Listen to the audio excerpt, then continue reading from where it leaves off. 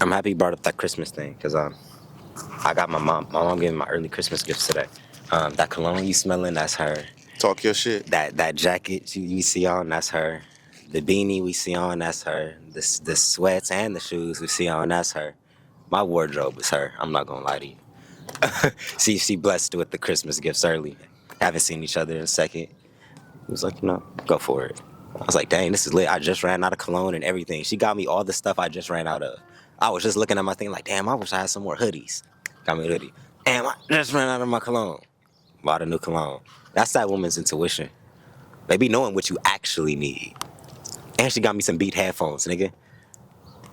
I'm like, bro, I work out every day. That's perfect. That's perfect. Nah, but the episode I really wanted to touch on this because last episode I was making some comments, right, about not wanting to give my heart up and stuff like that, right? Richard Murphy, by the way.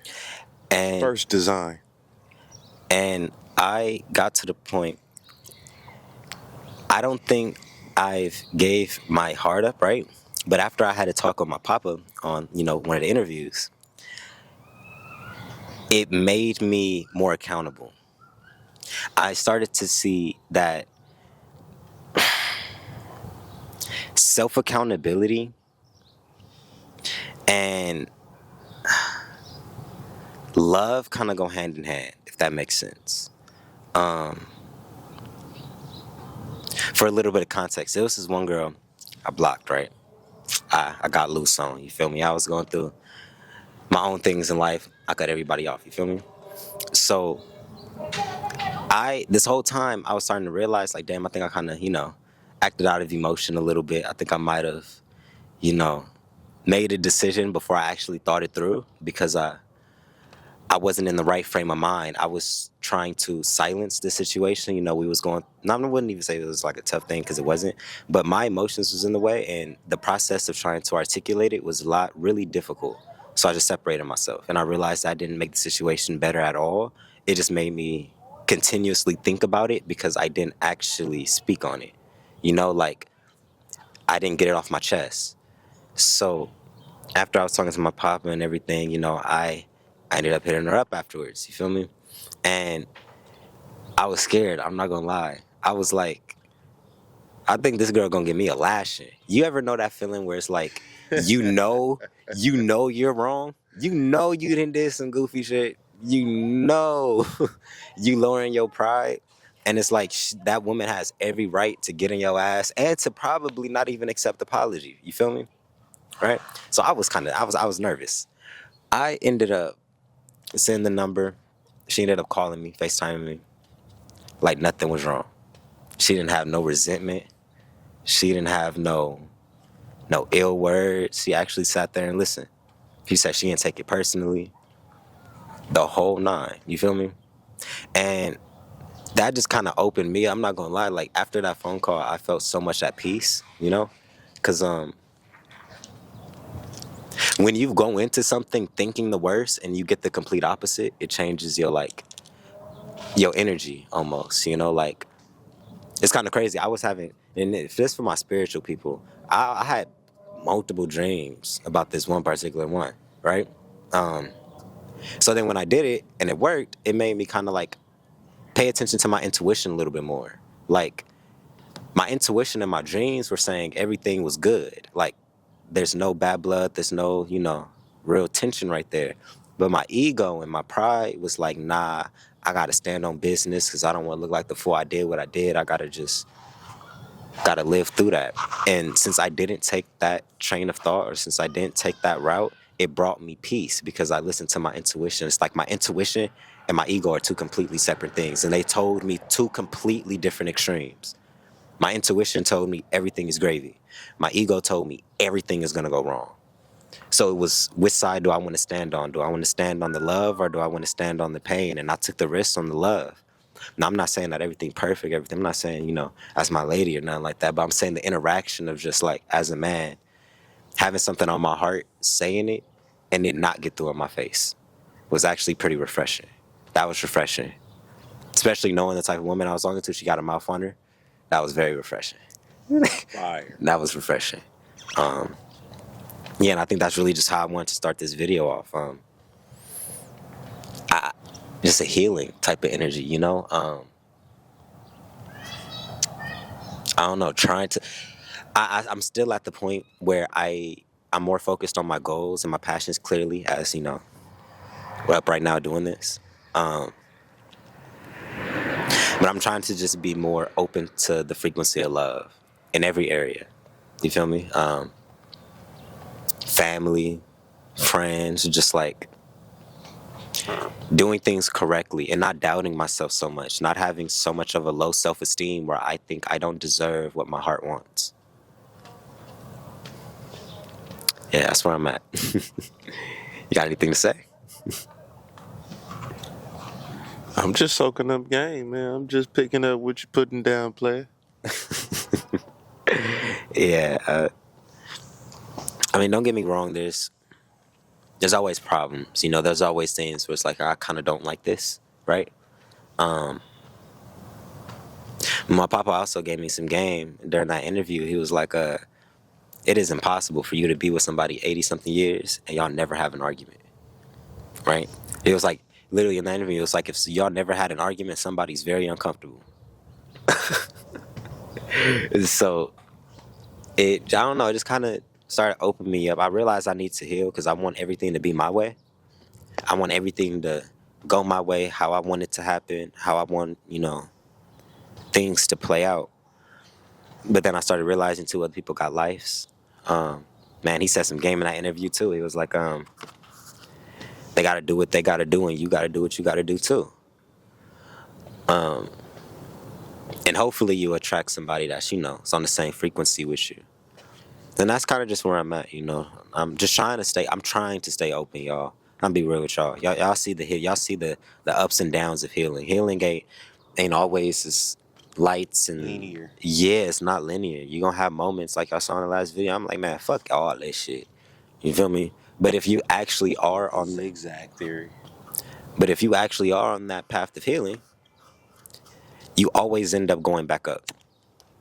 If you do go through some type of heartbreak or some type of pain or something like that, if you were actually healing, all the healing, techniques and meditations and stuff you were doing beforehand is going to kick in the moment you start going down. It's like healing is one of those things that get implemented into your body. It's like the code within inside of you, our DNA.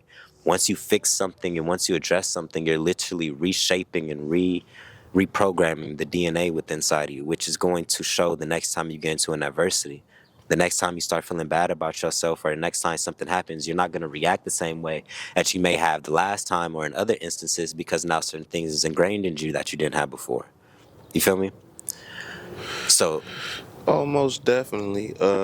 almost definitely. Last night, at my job, I'm a security guard.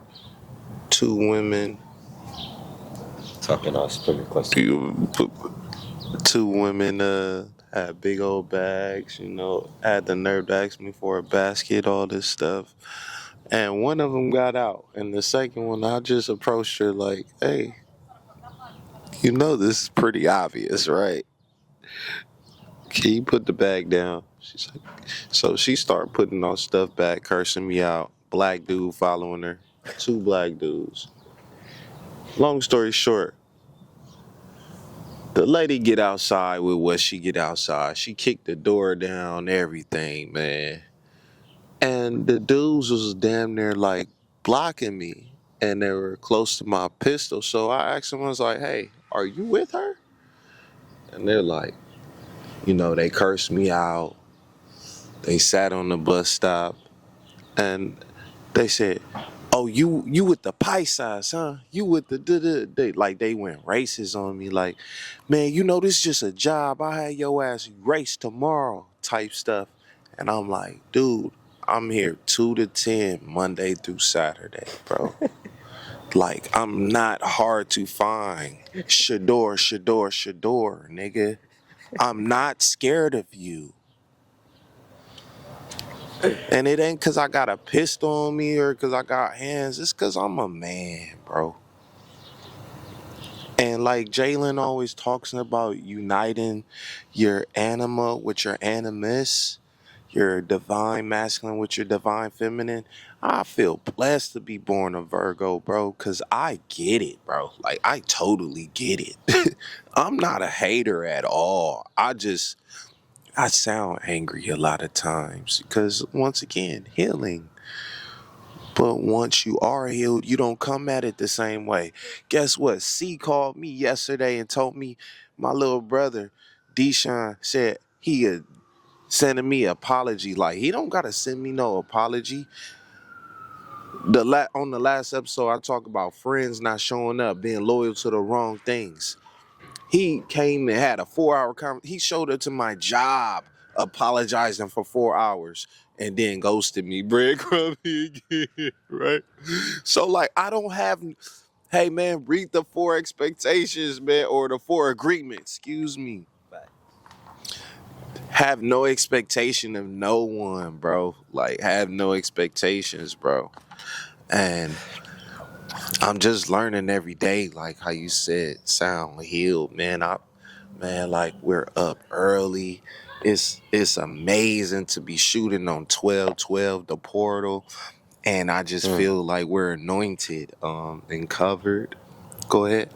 No, I Sound wasn't about to say anything. I was just saying, great. just like, I just feel so privileged to be able to shoot content, able limbs, voice, or able mind. So many people, like, dude, the guys who wanted to assault me last night, man, I could tell they half retarded. No disrespect. I know No. you can't say that word on YouTube.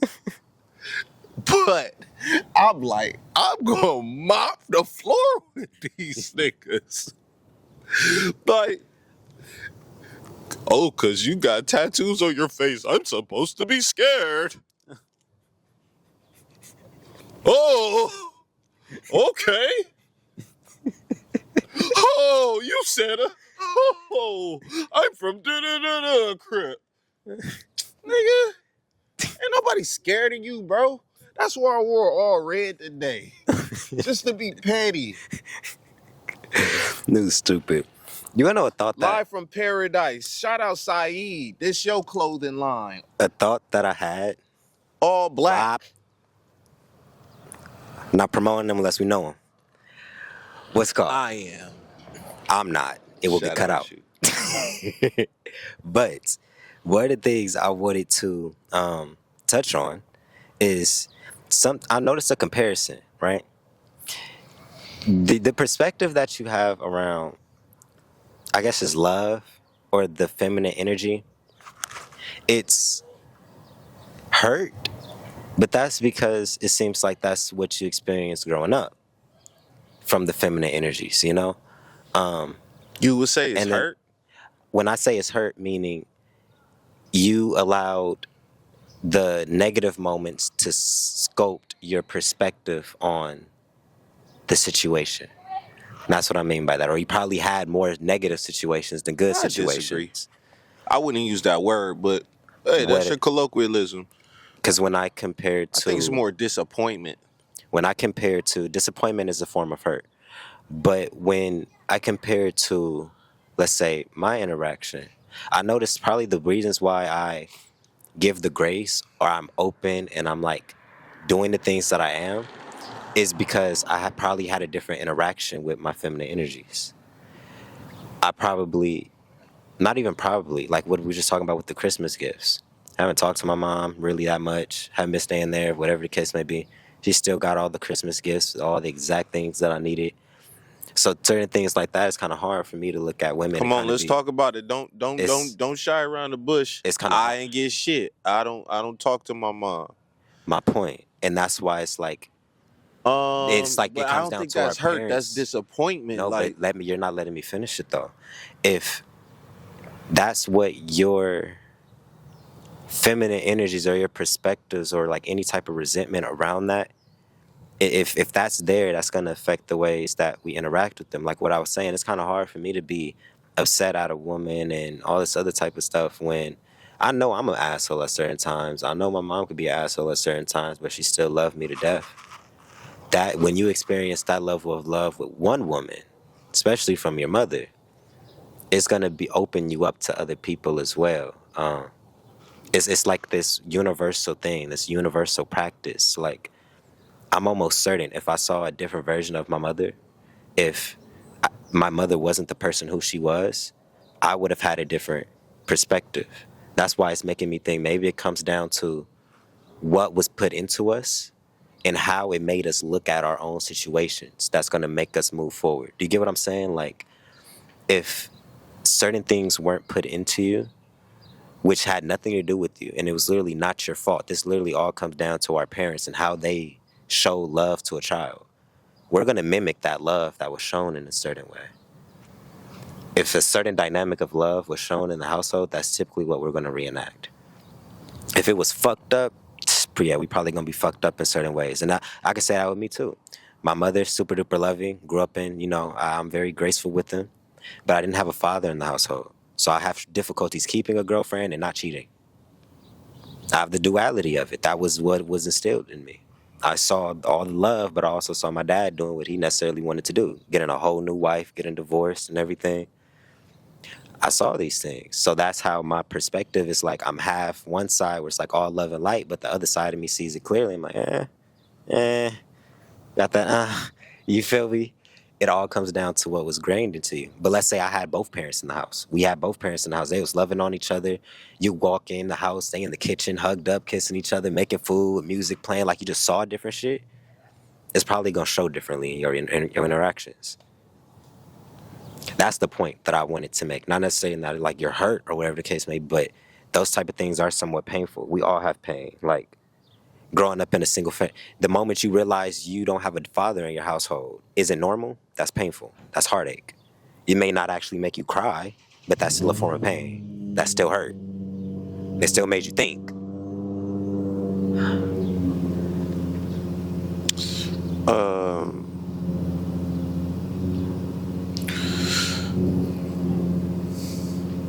Do you want to let them pass so you could think for a second? That's if they story pass. isn't really important, so I'll speak over the engine so he can cut it. Petty. My mother got married to my stepfather when I was 2. Great military man. He'd been chasing her before she even knew my father. His mother was my mother's running mate. She could validate these stories. Long story short, this man raised us, my stepfather, Daryl Wayne Williams, and my mother drug him through the mud because she got addicted to something. It's not for me to forgive you, Mom, but I forgive you. There's no hate in my heart. I just want that on video. I forgive everybody. If I ever felt like there was any hate in my heart, man, like, judgment is not ours. For real. Like, but long story short, to go back to Why are you niggas so loud? That's one thing I hate about the. I'm a.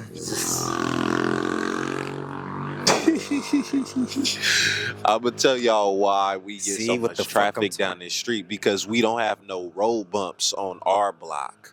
Every other block they got those bumps, so everybody likes to speed down 57. That's the truth. God. If you don't know, now you know. This type of nigga. shit, like I know this is like trauma. This is like a trigger in me. I sometimes I be wishing I could just shut all this Now the shit down, alarm going bro. off. My God, walk out here with an AK. Shut the fuck up. At least it turned out. Like, Come on, goddamn. give me some love. Come on. Let's keep Jesus. working. Let's keep working, man. What was he Like talking I said, about, I knew man? you was gonna cut that, so it's all good. It was annoying. But yeah, man, I get it. I do. But I think that's probably just something I've been trying to acknowledge. Like maybe some of our belief systems aren't really our belief systems. It's just what we've been shown. Oh, facts. It's called indoctrination. My point. And I think that's probably happening a lot to us, like without us subconsciously even realizing it. We're reacting certain instances and certain things without knowing that's the reason why we're acting like it. Got a lighter on you? Darwin Nah, I don't. would call it nature versus nurture. So your environment versus what you're taught or given. Even the Bible says he was unclean. Like that's me. Like I never got a hug from my mom. He was unclean. Like I only know that because I delivered Dre and she had she had bile all over her. And they said, oh, y'all blood must have been different types, even though I delivered Junior too. How does that make you feel never getting a hug from your mother? Are you for real? Like you've never had a hug from your own mama? Maybe like 3 or 4, like on Huh. like holidays, like Thanksgiving, and like only because she hugged everybody else, and it would be like stupid if she didn't hug me. Yeah. And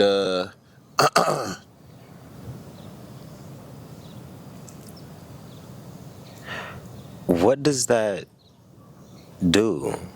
Like to you internally?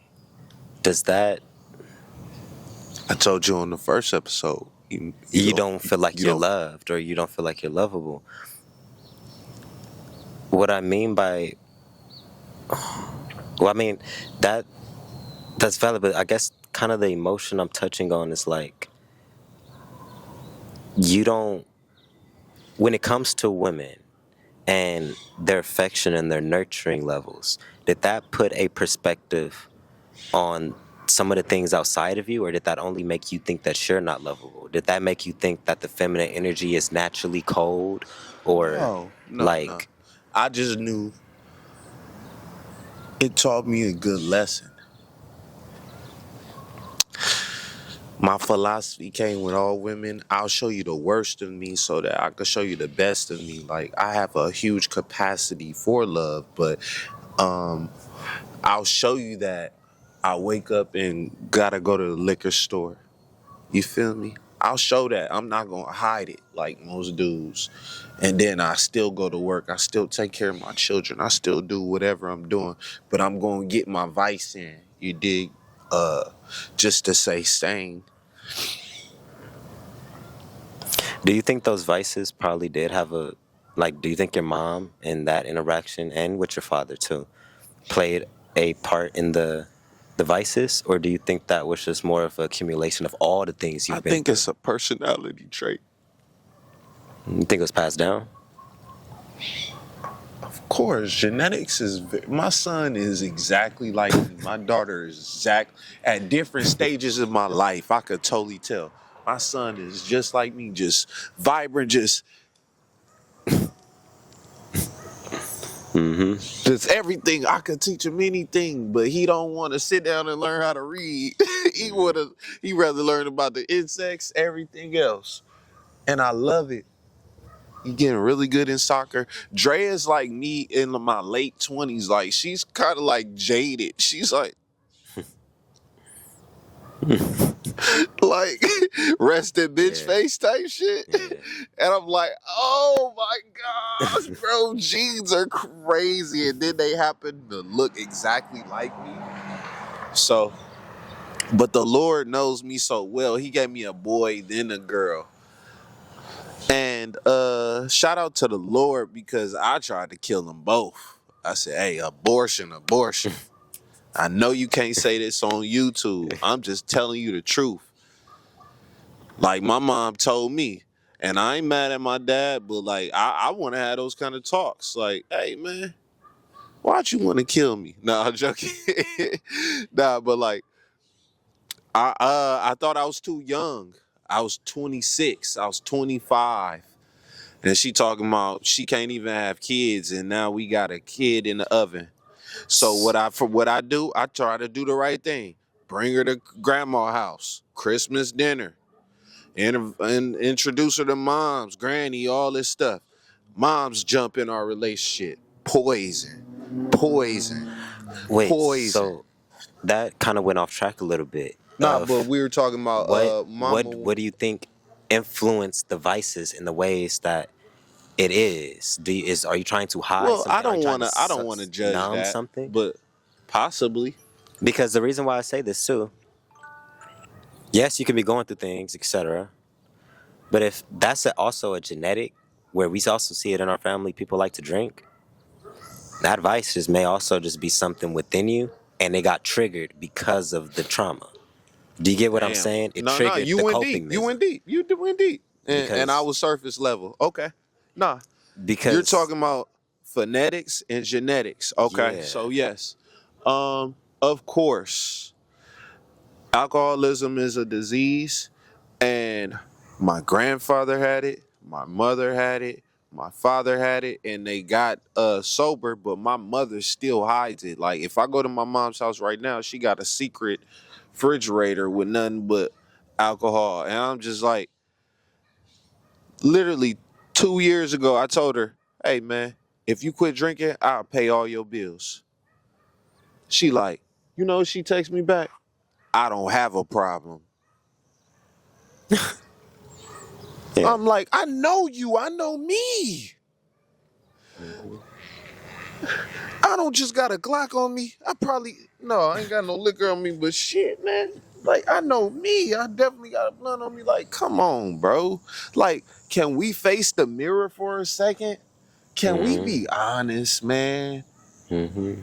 Can we really, like, do our shadow work? And, like, go to the next level as not just a family, but as human beings, as healed beings. And, when I was talking to C yesterday, he was telling me my brother apologized, man. All I could think was like, man, damn, that's dope as hell. Because it takes a real man to apologize, and I don't even need it because I'm healed. All I all I'm hearing from this is you need to do a lot of generational healing. Um, Generational traumas got passed down to you. That's what it feels like's happening. I think you're a That's victim of what. tough to accept, I but think you're a I'm gonna victim. receive that. I'm gonna receive I'm gonna that. be honest. I think you're a victim of what was passed down to you, and your life started to manifest based upon what was passed down to you. That's And I very tough think to receive. God But is come on, hit think me. God is putting Say you in it. a position where if you were to look back and notice what was happening before you, you would be able to look at your own path and notice what you need to change to move forward. If you know that vice, alcoholism, is a common denominator in your leniency going up, and it has a known factor of known trait of ruining lives, you can't look at yourself as if you're this big F up or something like that. You're doing the same things that effed up their life. So if you don't do what they did, you may have a different result. As that's Ashe. breaking the generational trauma. Nah, if you can look back and be like, the reason why I'm acting the ways that I'm acting is because you are here to break It's those the generations. generational curses. That's right. Pour it out. And isn't it gonna drink it? See, you got to break the. See, that's what I'm talking about. Break the generational curse. There's a correlation, and that's something that I noticed too. Let's say with like weed, I'm always gonna spark it up the moment I get anxious. When I'm calm, good morning. When I'm calm, when I don't have nothing on my spirit, when I'm actually at peace with myself, I don't feel the need to go reach for the blunt. I don't feel the need to go do certain vices. Whenever I'm anxious as hell, that's when I want to go do it. But to tie back to what we were saying, like dog, if you saw nothing but your mama being a hoe and alcoholics on drugs, everything else. You saw your dad doing the same exact things on alcohol, drugs, all this other type of stuff. If that got passed down to you, at a certain point, yeah, you gotta be self-accountable. So, self-accountable, like this is my reality. I chose to do this. But then you also have to acknowledge that that's kind of what was taught to you. And it's not so much completely your fault. Your parents have to take a certain level of accountability for that. But as a man, it's up to your healing is up to you. But how it got to you isn't always your fault. They needs to be better influences. If I may interject, What's up? that's literally why my parents don't speak to me. Because I keep trying to have the conversation. Talk up. You whisper. Say it with your chest, bro. You good. Get it out, bro.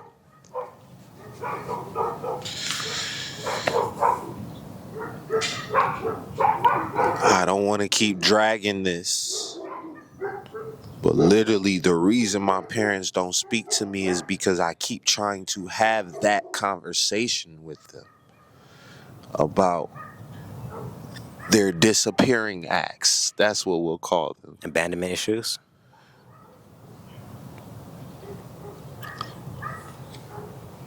Due to addiction. So,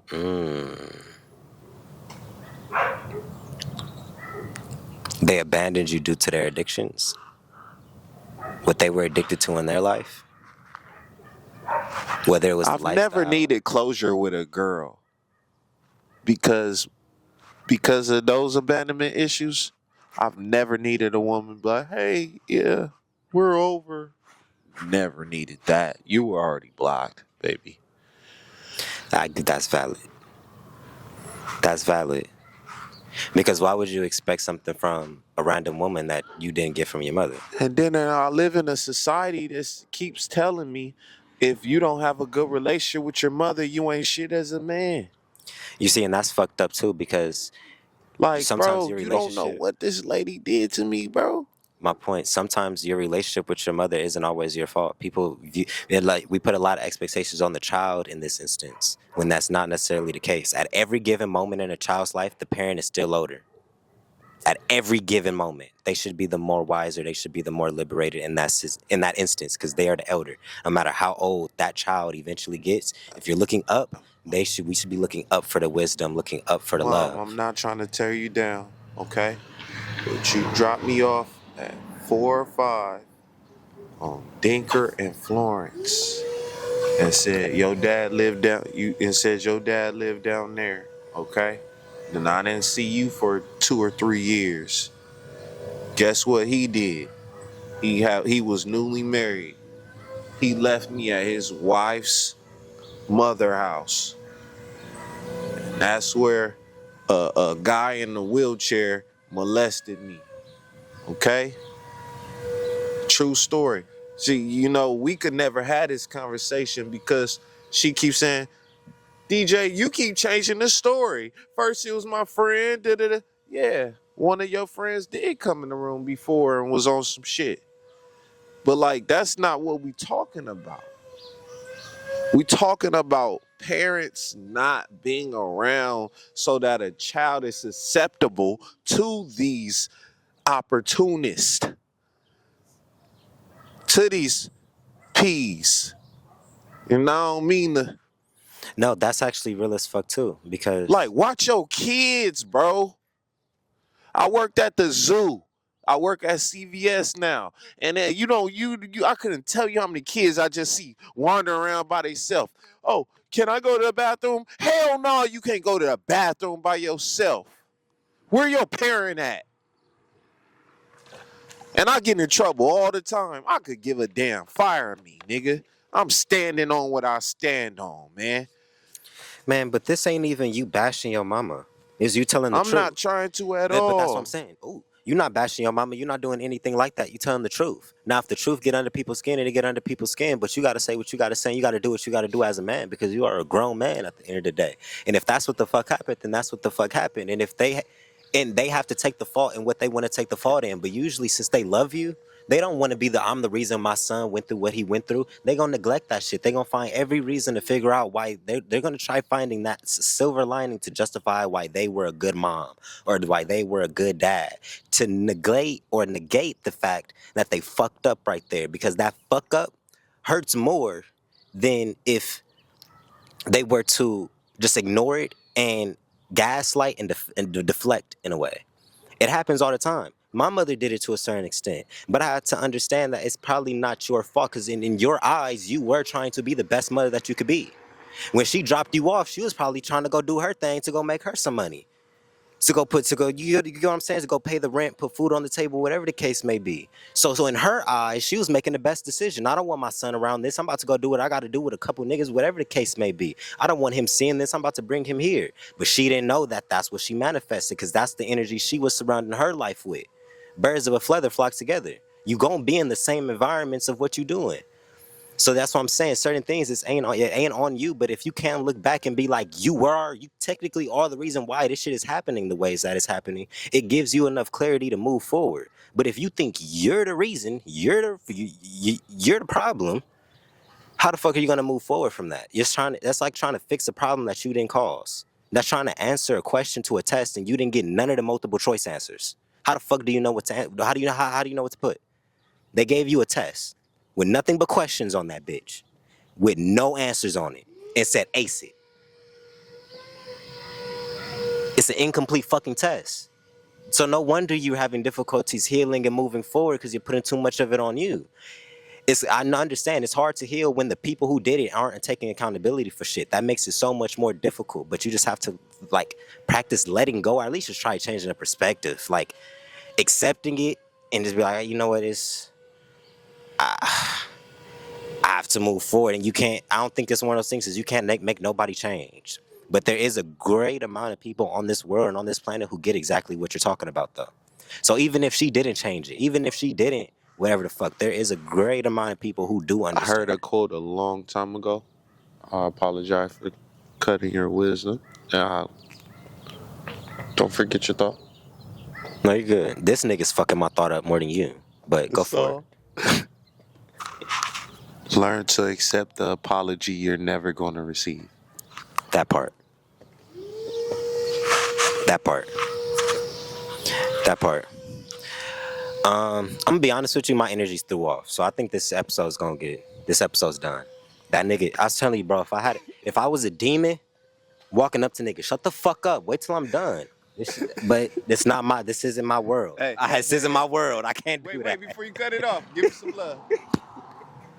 This ain't my world, so I gotta Thank you for coming over here early. love you too, bro. My cousin, man. Boo, sincerely, Jay. Busy being busy.